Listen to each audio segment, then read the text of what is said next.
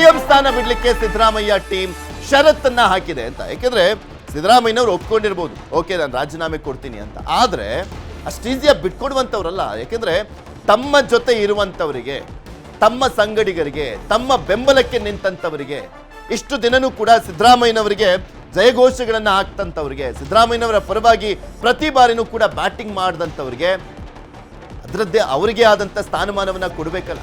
ಸಿದ್ದರಾಮಯ್ಯನವ್ರನ್ನ ಇಳಿಸಿದಷ್ಟನ್ನ ಅವರನ್ನ ಮೂಲೆ ಗುಂಪು ಮಾಡಬಾರ್ದಲ್ಲ. ಸೊ ಹೀಗಾಗಿ ಷರತ್ತುಗಳನ್ನ ಹಾಕಲಾಗಿದೆ. ಡಿಕೆಶಿ ಸಿಎಂ ಆದ್ರೆ ಸಂಪುಟದಲ್ಲಿ 4 ಡಿಸಿಎಂಗಳಿದ್ದಾರೆ ಅಂತ. ದಲಿತ, ಅಲ್ಪಸಂಖ್ಯಾತ, ಲಿಂಗಾಯತ, ಒಬಿಸಿ ಡಿಸಿಎಂಗಳನ್ನ ಮಾಡುವಂತ ಸಾಧ್ಯತೆ ಇದೆ. ಸಿದ್ದು ಹೇಳಿದ 20ಕ್ಕೂ ಹೆಚ್ಚು ಮಂದಿಗೆ ಮಂತ್ರಿ ಸ್ಥಾನ ಕೂಡ ಕೊಡಬೇಕು ಅನ್ನುವಂತ ಒಂದು ಷರತ್ತನ್ನ ಹಾಕಿದ್ದಾರೆ ಅಂತ ಹೇಳಲಾಗ್ತಾ ಇದೆ. ಡಿಕೆಶಿ ಸಂಪುಟಕ್ಕೆ ಯತೀಂದ್ರ ಡಿಸಿಎಂ ಪ್ಲಸ್ ಪ್ರಮುಖ ಖಾತೆ ಕೊಡುವಂತ ಸಾಧ್ಯತೆ ಇದೆ. ಇಲ್ಲೊಂದ್ ಕಡೆ ಪುತ್ರ ಪ್ರೇಮ ಕೂಡ ಇಲ್ಲಿ ಸ್ಪಷ್ಟವಾಗಿ ಕಾಣಿಸ್ತಾ ಇದೆ. ಅಂದ್ರೆ ಸಿಎಂ ಆಗಿರುವಂತ ಸಿದ್ದರಾಮಯ್ಯನವರು ರಾಜೀನಾಮೆ ಕೊಡುವಂತ ನಿಟ್ಟಿನಲ್ಲಿ. ಡಿಕೆಶಿ ಸಿಎಂ ಆದ್ರೆ ಸತೀಶ್ ಜಾರಕಿಹೊಳಿ ಕೆಪಿಸಿಸಿ ಅಧ್ಯಕ್ಷರಾಗುವಂತ ಚಾನ್ಸಸ್ ಇರುವಂತದ್ದು. ಅವರೇ ಈ ಮುಂಚೆಯಿಂದಲೂ ಕೂಡ ಬೇಡಿಕೆಯನ್ನ ಇಡ್ತಾ ಇದ್ರು. ಹಾಗೆ ಪೂರ್ಣ ಪ್ರಮಾಣದ ಕೆಪಿಸಿಸಿ ಅಧ್ಯಕ್ಷರು ಬೇಕು ಅಂತ ಹೇಳ್ತಾ ಇದ್ರು. ನಾನು ಪ್ರಮುಖ ಆಕಾಂಕ್ಷಿ ಅಂತ ಹೇಳ್ತಾ ಇದ್ರು. 2028ಕ್ಕೆ ನಾನು ಏನಿದ್ರು ಸಿಎಂ ಸ್ಥಾನಕ್ಕೆ ಬೇಡಿಕೆಯನ್ನ ಇಡೋದು ಅಂತ ಹೇಳ್ತಾ ಇದ್ರು. ಕೆಪಿಸಿಸಿ ಅಧ್ಯಕ್ಷರಾದ್ರೆ ಮಾತ್ರ ಸಾಧ್ಯ ಅದು. ಸೊ ಹೀಗಾಗಿ ಕೆಪಿಸಿಸಿ ಅಧ್ಯಕ್ಷರಾಗಿ ಸತೀಶ್ ಜಾರಕಿಹೊಳಿ ಅವರು ಆಯ್ಕೆ ಆಗುವಂತ ಚಾನ್ಸಸ್ ಇದೆ. ಇನ್ನ ಈಗಿರುವಂತ ಸಚಿವ ಸ್ಥಾನದ ಜೊತೆ ಸತೀಶ್ಗೆ ಕೆಪಿಸಿಸಿ ಅಧ್ಯಕ್ಷಗಿರಿ ಕೊಡಬಹುದು ಅಂತ. ನಾಳೆ ತಪ್ಪಿದ್ರೆ ನಾಡಿದ್ದು ಜಾರಕಿಹೊಳಿಗೆ ಪಟ್ಟ ಸಾಧ್ಯತೆ ಇದೆ. ಅವರು ಕೂಡ ದೆಹಲಿಯಲ್ಲೇ ಇದ್ದಾರೆ, ಸತೀಶ್ ಜಾರಕಿಹೊಳಿ ಅವರು. ಇದೆಲ್ಲದ್ರ ಬಗ್ಗೆ ಇನ್ನಷ್ಟು ಮಾಹಿತಿಯನ್ನ ಪಡ್ಕೊಳ್ಳೋಣ. ಕೃಷ್ಣ, ಪ್ರಮುಖವಾಗಿ ಇಡೀ ರಾಜ್ಯ ಓಕೆ ಏನೋ ಅಧಿಕಾರ ಹಸ್ತಾಂತರ ಆಗಬಹುದು ಅನ್ನುವಂತ ನಿರೀಕ್ಷೆಯಲ್ಲಿದ್ರು. ಆದ್ರೂ ಆಗ್ಬೋದು, ಇಲ್ಲ ಅಂದ್ರೆ ಇಲ್ಲ ಅಂತಾನೂ ಕೂಡ ಹೇಳಲಾಗ್ತಾ ಇತ್ತು. ಯಾಕೆಂದ್ರೆ ಸಿದ್ದರಾಮಯ್ಯನವರ ಇದುವರೆಗಿನ ರಾಜಕೀಯ ಇತಿಹಾಸವನ್ನ ನೋಡಿದಂತ ಸಂದರ್ಭದಲ್ಲಿ ಆ ಅಗ್ರೆಸಿವ್ ನೇಚರ್, ಪ್ರತಿಭಟಿಸುವಂತ ಮನೋಭಾವ, ಅದರ ಜೊತೆಗೆ ಸಿದ್ದರಾಮಯ್ಯನವರು ಎಂತ ದೊಡ್ಡ ಲೀಡರ್ ಅಂತ ಎಲ್ರಿಗೂ ಗೊತ್ತಿರುವಂಥದ್ದು. ಅಷ್ಟು ಈಸಿಯಾಗಿ ಯಾವುದನ್ನು ಕೂಡ ಒಪ್ಕೊಳ್ಳುವಂಥವ್ರಲ್ಲ. ಆದ್ರೆ ರಾಹುಲ್ ಗಾಂಧಿ ಅವರ ಮಾತಿಗೆ ದಿಢೀರಂತ ಒಪ್ಕೊಂಡಿದ್ದು ಕೂಡ ಅಷ್ಟೇ ಆಶ್ಚರ್ಯ. ಅವರ ಬೆಂಬಲಿಗರಿಗೆ ಮತ್ತೆ ಅವರ ಜೊತೆ ಇರುವಂತ ಎಲ್ಲ ಸಚಿವ ಸ್ಥಾನದ ಅಂದ್ರೆ ಸಚಿವರು ಯಾರಾಗಿದ್ರು, ಪರಮೇಶ್ವರ್ ಅವರಾಗಿರ್ಬೋದು, ಎಲ್ಲರಿಗೂ ಕೂಡ ಅದೇ ರೀತಿಯಾದಂತ ಆಶ್ಚರ್ಯ. ಹೇಗೆ ಸಾಧ್ಯ ಆಯ್ತು ಇದು, ಇಷ್ಟು ಬೇಗ ಒಪ್ಕೊಂಡ್ಬಿಟ್ರಲ್ಲ ಅಂತ. ಬಹುಶಃ ಪೃಥ್ವಿರಾಜ್, ನಿಮ್ಮ ಮಾತಿನಂತೆ ಎಲ್ಲ ಒಂದು ಕಡೆ ರಾಹುಲ್ ಗಾಂಧಿ ಅವರು ಏನು ಮಾತನ್ನ ಕೊಟ್ಟಿದ್ರು, ಅವ್ರು ಹೇಳ್ದಂಗೆ ನಡ್ಕೊಳ್ತೀನಿ ಅನ್ನೋ ಮಾತನ್ನ ಪದೇ ಮುಖ್ಯಮಂತ್ರಿಗಳು ಹೇಳ್ತಾ ಇದ್ರು. ಬಹುಶಃ ಆ ಒಂದು ಮಾತಿಗೋಸ್ಕರವಾಗಿ ಸಿಎಂ ಸಿದ್ದರಾಮಯ್ಯ ನಡ್ಕೊಂಡ್ರು ಅನ್ಸುತ್ತೆ. ಆ ಕಾರಣಕ್ಕೋಸ್ಕರವಾಗಿ ಈಗ ರಾಜೀನಾಮೆ ನೀಡೋದಕ್ಕೆ ಈಗ ಅವರು ಮನಸ್ಸಿಗೆ ಬಂದಿರತಕ್ಕಂಥದ್ದು ಹೈಕಮಾಂಡ್ ನಾಯಕರ ಸೂಚನೆ ಬಳಿಕವಾಗಿ. ಎಲ್ಲೋ ಒಂದು ಕಡೆ ಮುಖ್ಯಮಂತ್ರಿ ಸಿದ್ದರಾಮಯ್ಯ ಅವರು, ನೀವು ಹೇಳ್ತಾ ಇದ್ರಿ ಕರ್ನಾಟಕದಲ್ಲಿ ಮಾಸ್ ಲೀಡರ್ ಅನ್ನೋದು ಖಂಡಿತವಾಗ್ಲೂ ಹೌದು. ಸಿದ್ದರಾಮಯ್ಯ ಅವರು ಮಾಸ್ ಲೀಡರ್, ಮತ್ತೆ ಒಂದು ರೀತಿ ಇಡೀ ಕೇಂದ್ರದ ಬಿಜೆಪಿಯನ್ನೇ ಎದುರಿಸಿದಂಥ ಒಂದೊಬ್ಬರು ನಾಯಕ ಸಿದ್ದರಾಮಯ್ಯ. ಹೀಗಾಗಿ ಸಿದ್ದರಾಮಯ್ಯ ಹೋದ್ರೆ ಸಾಕು ಅನ್ನೋ ಒಂದು ನಿರೀಕ್ಷೆಯಲ್ಲೂ ಕೂಡ ರಾಜ್ಯದ ಬಿಜೆಪಿ ನಾಯಕರು ಕೂಡ ಇದ್ದಾರೆ. ಇಂತಹ ಸಂದರ್ಭದಲ್ಲಿ ಈಗ ಸಿದ್ದರಾಮಯ್ಯ ಅಂತಿಮವಾಗಿ ರಾಜೀನಾಮೆಯ ಒಂದು ಕಾಲಘಟ್ಟಕ್ಕೆ ಬಂದಿರತಕ್ಕಂಥದ್ದು. ಹೈಕಮಾಂಡ್ ನಾಯಕರು ಕೂಡ ಈಗಾಗಲೇ ರಾಜೀನಾಮೆಗೆ ಸೂಚನೆಯನ್ನು ಕೂಡ ಕೊಟ್ಟಿದ್ದಾರೆ. ಈಗಾಗಲೇ 2028ರವರೆಗೂ ಕೂಡ ಅವರು ಮುಖ್ಯಮಂತ್ರಿ ಆಗಬೇಕು ಅನ್ನೋ ನಿಟ್ಟಿನಲ್ಲಿ ಕೂಡ ಕನಸನ್ನ ಕಂಡಿದ್ರು. ಅಂತಿಮವಾಗಿ ಈಗ ಡಿ ಕೆ ಶಿವಕುಮಾರ್ ಮತ್ತೆ ಸಿದ್ದರಾಮಯ್ಯ ನಡುವಿನ ಏನು ಮಾತುಕತೆಯಿಂದಾಗಿ ಈಗ ಅಧಿಕಾರವನ್ನು ಬಿಟ್ಕೊಡ್ಬೇಕಾದಂಥ ಪರಿಸ್ಥಿತಿ ಈಗ ಸಿದ್ದರಾಮಯ್ಯ ಕೂಡ ಇರುವಂಥದ್ದು. ಮತ್ತೆ ಈಗಾಗಲೇ ಕಾಂಗ್ರೆಸ್ ಹೈಕಮಾಂಡ್ ಸಿದ್ದರಾಮಯ್ಯವರಿಗೆ ಎಲ್ಲ ಒಳ್ಳೆ ರೀತಿಯಾಗಿ ನಡೆಸ್ಕೊಂಡಿದೆ. ಯಾವುದೇ ಕಾರಣಕ್ಕೂ ಕೂಡ ಅವರಿಗೆ ತೊಂದರೆ ಕೊಡುವಂತ ನಿಟ್ಟಿನಲ್ಲಿ ಕೂಡ ಕೆಲಸವನ್ನ ಮಾಡಿಲ್ಲ. ಆದ್ರೆ ಈಗ ಬಹಳ ಪ್ರಮುಖವಾಗಿ ಈಗ ಸಿದ್ದರಾಮಯ್ಯ ಜೊತೆಗೆ ಈಗ ಡಿ ಕೆ ಶಿವಕುಮಾರ್ ಕೂಡ ಕಾಂಪಿಟೇಟರ್. ಅವರು ಕೂಡ 2023 ಚುನಾವಣೆ ಸಂದರ್ಭದಲ್ಲಿ ಕೂಡ ಕೆಲಸವನ್ನು ಕೂಡ ಮಾಡಿದಂಥವ್ರು, ಶ್ರಮ ಪಟ್ಟಂತವ್ರು. ಹಾಗಾಗಿ ಕೂಡ ಅವ್ರಿಗೆ ಅಧಿಕಾರವನ್ನು ಹಸ್ತಾಂತರವನ್ನು ಮಾಡಬೇಕು. ಈಗಾಗಲೇ ಸಿದ್ದರಾಮಯ್ಯ ಅವರು ಜೆಡಿಎಸ್ ಬಿಟ್ಟು 2013ರಲ್ಲಿ ಕೂಡ ಕಾಂಗ್ರೆಸ್ಗೆ ಬಂದು ಅವರು ಏನು ವಿರೋಧ ಪಕ್ಷದ ನಾಯಕರಾಗಿ ಅದಕ್ಕೆ ಮುಂಚಿತವಾಗಿ ಅದಾದ ನಂತರವಾಗಿ 2013ರಲ್ಲಿ ಮುಖ್ಯಮಂತ್ರಿಗಳಾದರು. 5 ವರ್ಷಗಳ ಕೂಡ ಕೆಲಸವನ್ನು ಕೂಡ ಮಾಡಿದ್ರು. ಅದಾದ ನಂತರವಾಗಿ 2018ರಲ್ಲಿ ಕಾಂಗ್ರೆಸ್ ಸೋತರು ಕೂಡ ಅವ್ರಿಗೆ ವಿರೋಧ ಪಕ್ಷ ಸ್ಥಾನವನ್ನು ಕೂಡ ಕೊಟ್ಟಿದ್ರು. ಅಂತ ಸಂದರ್ಭದಲ್ಲಿ ಡಿ ಕೆ ಶಿವಕುಮಾರ್ ಕೂಡ ಡಿಸ್ಟರ್ಬ್ ಮಾಡಿಲ್ಲ.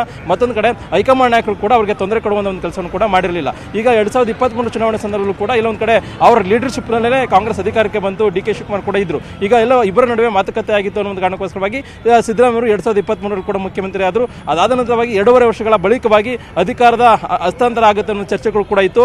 ಆಗ ದೇವರಾಜ್ ಅರಸು ಅನ್ನೋ ಒಂದು ವಿಚಾರ ಬಂದ ಸಂದರ್ಭದಲ್ಲಿ ಅದನ್ನು ದೇವರಾಜ್ ಅರಸು ದಾಖಲೆಯನ್ನು ಮುರಿಬೇಕು ಅನ್ನೋ ಕಾರಣಕ್ಕೋಸ್ಕರವಾಗಿ ಸಿದ್ದರಾಮಯ್ಯ ಅವರು ಸಮಾವಕಾಶವನ್ನು ತೆಗೆದುಕೊಂಡ್ರು ಅನ್ನುವಂಥದ್ದು. ಅದೆಲ್ಲವನ್ನೇ ನೋಡ್ಕೊಂಡೇನೆ ಈಗ ಇಷ್ಟೆಲ್ಲ ಕೊಟ್ಟರು ಕೂಡ ಒಂದು ವೇಳೆ ಏನಾದರೂ ನಾನು ಅಧಿಕಾರದಲ್ಲಿ ಇದ್ರೆ ಇಲ್ಲ ಒಂದು ಕಡೆ ಅಧಿಕಾರದಲ್ಲಿ ನಾನು ಮುಂದುವರೆದೆ, ಅಧಿಕಾರಿಗೆ ಅಂಟ್ಕೊಂಡೆ ಅನ್ನೋ ಒಂದು ಆಪಾದನೆ ಗುರಿ ಆಗಬೇಕಾಗುತ್ತೆ. ಮತ್ತೆ ಕಾಲಘಟ್ಟದಲ್ಲಿ ಇರ್ತಕ್ಕಂಥ ರಾಜಕೀಯ ನಿವೃತ್ತಿಯ ಅಂಚಿನಲ್ಲಿದ್ದಂಥ ಸಂದರ್ಭದಲ್ಲಿ ನಾನು ಬೇರೆ ರೀತಿಯಿಂದ ಆಪಾದನೆ ಗುರಿ ಆಗಬೇಕಾಗುತ್ತೆ. ಮತ್ತೊಂದು ಕಡೆ ಕಾಂಗ್ರೆಸ್ ಹೈಕಮಾಂಡ್ ನಾಯಕರು ಕೂಡ ನನಗೆ ಎಲ್ಲವನ್ನು ಕೇಳಿದಂತೆ ಎಲ್ಲವನ್ನು ಕೂಡ ನಡೆಸ್ಕೊಂಡಿದ್ದಾರೆ. ಇಂಥ ಸಂದರ್ಭದಲ್ಲಿ ಅವರು ಕೊಟ್ಟಂತ ಮಾತಂತೆ ನಾನು ಕೂಡ ನಡ್ಕೊಳ್ಬೇಕು ಅನ್ನೋ ಒಂದು ಮನಸ್ಥಿತಿಗೆ ಬಂದು ಅಂತಿಮವಾಗಿ ಈಗ ರಾಜೀನಾಮೆ ನೀಡೋದಕ್ಕೂ ಕೂಡ ಬಂದಾಗಿದ್ದಾರೆ. ಹಾಗಾಗಿನೇ ಈಗ ಸಿಎಂ ಸಿದ್ದರಾಮಯ್ಯವರ ಈ ಒಂದು ನಡೆ ಅತ್ಯಂತ ಒಂದು ರೀತಿ ಕುತೂಹಲಕ್ಕೆ ಕಾರಣವಾಗಿರ್ತಕ್ಕಂಥದ್ದು. ಅಂದ್ರೆ ಇಡೀ ಕರ್ನಾಟಕದಲ್ಲಿ ದೊಡ್ಡ ಮಟ್ಟದ ನಾಯಕ ಅಂತಂದ್ರೆ ಅದು ಸಿದ್ದರಾಮಯ್ಯವರು. ಈಗ ಅಂತಿಮವಾಗಿ ಕಾಂಗ್ರೆಸ್ ಕಾಂಗ್ರೆಸ್ ಹೈಕಮಾಂಡ್ ಹೇಳ್ತು ಅನ್ನೋ ಕಾರಣಕ್ಕೋಸ್ಕರವಾಗಿ ರಾಜೀನಾಮೆ ನೀಡ್ತಾ ಇರುವಂಥ ಸಂದರ್ಭದಲ್ಲಿ ಮುಂದಿನ ದಿನಗಳಲ್ಲಿ ಅವರ ನಡೆ ಏನಿರುತ್ತೆ ಅನ್ನುವಂಥದ್ದು. ಈಗಾಗಲೇ ಅಧಿಕಾರ ಹಸ್ತಾಂತರ ಮಾಡಿದ್ರು ಕೂಡ ತಮ್ಮ ಬೆಂಬಲಿಗರಿಗೆ ಇಂತಿಷ್ಟು ಪ್ರಮಾಣದಲ್ಲಿ ಮಂತ್ರಿ ಸ್ಥಾನವನ್ನು ಕೊಡಬೇಕು ಅನ್ನುವಂಥದ್ದು, ಮತ್ತೊಂದು ಕಡೆ ಪುತ್ರ ಯತೀಂದ್ರ ಸಿದ್ದರಾಮಯ್ಯಗೆ ಡಿ.ಸಿ.ಎಂ ಹುದ್ದೆಯನ್ನು ಕೊಡುವಂಥದ್ದು ಅದು ಸಹಜವಾಗಿಯೇ ಆಗುತ್ತೆ. ಆದ್ರೀಗ ಸಿದ್ದರಾಮಯ್ಯ ರಾಜೀನಾಮೆ ಕೊಡ್ತಿರ್ತಕ್ಕಂಥ ಸಂದರ್ಭದಲ್ಲಿ ಸಹಜವಾಗಿಯೇ ಒಂದು ರೀತಿ ದೊಡ್ಡ ಮಟ್ಟದಲ್ಲಿ ಒಂದು ರೀತಿ ರಾಜ್ಯ ರಾಜಕಾರಣದಲ್ಲೇ ಒಂದು ರೀತಿ ದೊಡ್ಡ ಮಟ್ಟದ ಸಂಚಲನಕ್ಕೆ ಮತ್ತೊಂದು ಕಡೆ ಬೇರೆ ರೀತಿಯಂಥ ವ್ಯಾಖ್ಯಾನಕ್ಕೂ ಕೂಡ ಕಾರಣವಾಗಿರ್ತಕ್ಕಂಥದ್ದು. ಅದೇನೇ ಇದ್ರೂ ಕೂಡ ಡಿ.ಕೆ. ಶಿವಕುಮಾರ್ ಅವರ ಆಸೆ ಕೊನೆಗೂ ಕೂಡ ಈಡೇರಿರುವಂಥದ್ದು. ಈಗಾಗಲೇ ಹೈಕಮಾಂಡ್ ನಾಯಕರಿಗೆ ಎಲ್ಲ ಒಂದು ಕಡೆ ಪಕ್ಷ ನಿಷ್ಠೆ ಅನ್ನುವಂಥದ್ದು ಈಗ ಅವರು ಸಾಬೀತುಪಡಿಸಿಕೊಂಡಿದ್ದಾರೆ. ಮತ್ತು ಹೈಕಮಾಂಡ್ ನಾಯಕರು ಕೂಡ ಅಂದರೆ ಈಗಾಗಲೇ ಪೃಥ್ವಿರಾಜ್ ನೀವು ಗಮನಿಸಬಹುದು, ರಾಜಸ್ಥಾನದಲ್ಲಿ ಸಚಿನ್ ಪೈಲಟ್ ಮತ್ತು ಅಶೋಕ್ ಗೆಹ್ಲೋಟ್ ಇದ್ರೂ ಕೂಡ ಅಂತಿಮವಾಗಿ ಇದೇ ರೀತಿಯಿಂದ ಪ್ರಸಂಗ ಇತ್ತು. ಆಗ ಅಶೋಕ್ ಗೆಹ್ಲೋಟ್ ಅವರು ಸಚಿನ್ ಪೈಲಟ್ ಅವರಿಗೆ ಅಧಿಕಾರ ಬಿಟ್ಟುಕೊಡಲಿಲ್ಲ. ಆಗ ಅದಾದ ಬಳಿಕವಾಗಿ ದೊಡ್ಡ ಮಟ್ಟದ ಸಮಸ್ಯೆಯಾಗಿ ಅಲ್ಲಿ ಕಾಂಗ್ರೆಸ್ ಅಧಿಕಾರವನ್ನು ಕೂಡ ಕಳೆದುಕೊಳ್ತು.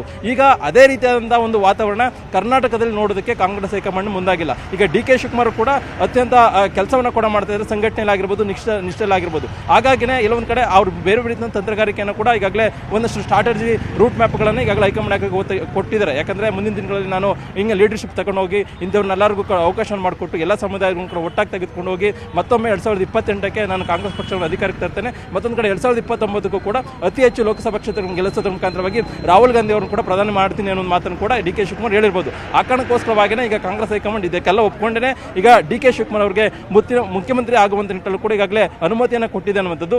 ಈಗಿರ್ತಕ್ಕಂಥ ಕುತೂಹಲ ಏನಂತಂದ್ರೆ ನೆಕ್ಸ್ಟ್ ಸಿ.ಎಂ. ಸಿದ್ದರಾಮಯ್ಯ ಅವರು ಮುಖ್ಯಮಂತ್ರಿ ಸ್ಥಾನಕ್ಕೆ ರಾಜೀನಾಮೆ ಕೊಟ್ಟ ಬಳಿಕವಾಗಿ ಏನು ನಡೆಯನ್ನು ತೋರ್ತಾರೆ ಅನ್ನೋದು. ಕೇವಲವಾಗಿ ಅವರು ಶಾಸಕರಾಗೇ ಇರ್ತಾರ, ಒಂದು ವೇಳೆ ಏನಾದರೂ ರಾಷ್ಟ್ರ ರಾಜಕಾರಣಕ್ಕೆ ಹೋಗ್ತಾರೆ ಅಂತ. ರಾಷ್ಟ್ರ ರಾಜಕಾರಣಕ್ಕೆ ಈಗಾಗಲೇ ಅಲ್ಲೆಗಳಿದ್ದಾರೆ, ಯಾವುದೇ ಕಾರಣಕ್ಕೂ ಕೂಡ ನಾನು ಹೋಗೋದಿಲ್ಲ. ಮತ್ತು ರಾಹುಲ್ ಗಾಂಧಿ ಅವರು ಕೂಡ ನಿನ್ನೆ ಭೇಟಿ ಮಾಡಿದ ಸಂದರ್ಭದಲ್ಲಿ ರಾಜ್ಯಸಭೆಗೆ ಬನ್ನಿ ಅನ್ನೋ ಒಂದು ಮಾತನ್ನು ಕೂಡ ಹೇಳಿದಾಗ ಸಿದ್ದರಾಮಯ್ಯ ಕೂಡ ನಯವಾಗಿ ಅದು ನಿರಾಕರಣೆ ಮಾಡಿದ್ದಾರೆ. ನಾನು ಬರೋದಕ್ಕೆ ರಾಷ್ಟ್ರ ರಾಜಕಾರಣಕ್ಕೆ ಬರೋದಕ್ಕೆ ಆಸಕ್ತಿ ಇಲ್ಲ, ನಾನು ರಾಜ್ಯ ರಾಜಕಾರಣದಲ್ಲಿ ಇರ್ತೀನಿ ಅನ್ನುವಂಥದ್ದು. ಮತ್ತೊಂದು ಕಡೆ ಪೃಥ್ವಿರಾಜ್ ನಾವು ಗಮನಿಸಬಹುದು, ಪ್ರತಿ ಅಸೆಂಬ್ಲಿ ಆದಂಥ ಸಂದರ್ಭದಲ್ಲೂ ಕೂಡ ಪ್ರತಿಪಕ್ಷಗಳು ಕಿಚಾಯಿಸಿದಂಥ ಸಂದರ್ಭದಲ್ಲಿ ಸಿ.ಎಂ. ಸಿದ್ದರಾಮಯ್ಯ ನಾನು 2028ರವರೆಗೂ ಕೂಡ ಇರ್ತೀನಿ. ಮತ್ತೊಂದು ಕಡೆ ರಾಹುಲ್ ಗಾಂಧಿ ಹೇಳಿದಾಗ ನಾನು ನಡೆಯನ್ನು ತೋರ್ತೀನಿ. ಮತ್ತೊಂದು ಕಡೆ 2022 ಚುನಾವಣೆ ಕೂಡ ನಾನು ಸ್ಪರ್ಧೆಯನ್ನು ಮಾಡ್ತೀನಿ ಅನ್ನೋ ಮಾತನ್ನು ಕೂಡ ಹೇಳ್ತಾ ಇದ್ರು ಪದೇ. ಈಗ ಇದ್ದಕ್ಕಿದ್ದಂಗೆ ಹೈಕಮಾಂಡ್ ನಾಯಕರು ಈಗ ಅವರಿಗೆ ಏನು ರಾಜೀನಾಮೆಗೆ ಸೂಚನೆ ಕೊಟ್ಟಂಥ ಸಂದರ್ಭದಲ್ಲಿ ಸಹಜವಾಗಿಯೇ ಮುಂದೆ ಸಿ.ಎಂ. ಸಿದ್ದರಾಮಯ್ಯ ನಡೆ ಅತ್ಯಂತ ಕುತೂಹಲಕ್ಕೆ ಎಡೆ ಮಾಡಿಕೊಟ್ಟಿದೆ. ಇವತ್ತು ನಿನ್ನೆ ರಾತ್ರಿ ಏನು ದೆಹಲಿಯಿಂದ ಬಂದ ವಾಪಸ್ಸಾದ ಬಳಿಕವಾಗಿ ಕಾವೇರಿ ನಿವಾಸದಲ್ಲಿದ್ದಾರೆ, ಇನ್ನೂ ಕೂಡ ಅವರು ಹೊರಗಡೆ ಬಂದಿಲ್ಲ. ಇವತ್ತಿನ ಕಾರ್ಯಕ್ರಮಗಳ ಸಂಪೂರ್ಣವಾಗಿ ಈಗಾಗಲೇ ಅವರು ಮುಂದೂಡಿಕೆ ಮಾಡ್ಕೊಂಡಿದ್ದಾರೆ. ಯಾವುದೇ ಒಂದು ಪೂರ್ವ ನಿಗದಿತ ಕಾರ್ಯಕ್ರಮ ಕೂಡ ಭಾಗಿಯಾಗ್ತಾ ಇಲ್ಲ. ಮುಂದಿನ ನಡೆಯನ್ನು ಏನು ನೋಡಬೇಕು ಅಂತ ತೋರ್ಬೇಕು ನಿಟ್ಟಿನಲ್ಲಿ ಕೂಡ ಈಗಾಗಲೇ ಸಿದ್ದರಾಮಯ್ಯ ಕೂಡ ಆಲೋಚನೆಗೆ ಮುಂದಾಗಿರತಕ್ಕಂಥದ್ದು. ಮತ್ತೊಂದು ಕುತೂಹಲ ಅಂದ್ರೆ ಇಲ್ಲಿ ಸ್ಪೆಷಲಿ ಸಿದ್ದರಾಮಯ್ಯನವರು ದಿಢೀರ್ ಒಪ್ಕೊಂಡ್ರು ಅನ್ನೋದಕ್ಕಿಂತ ಸಿದ್ದರಾಮಯ್ಯನವರಿಗೆ ಕಳೆದ 6 ತಿಂಗಳಿಂದಲೂ ಕೂಡ ಅವಕಾಶವನ್ನ ಮಾಡಿಕೊಡ್ಲಾಗಿತ್ತು. ಸಿದ್ದರಾಮಯ್ಯನವರು ಮೈಂಡ್ ಸೆಟ್ ಕೂಡ ಮಾಡ್ಕೊಂಡಿದ್ರು.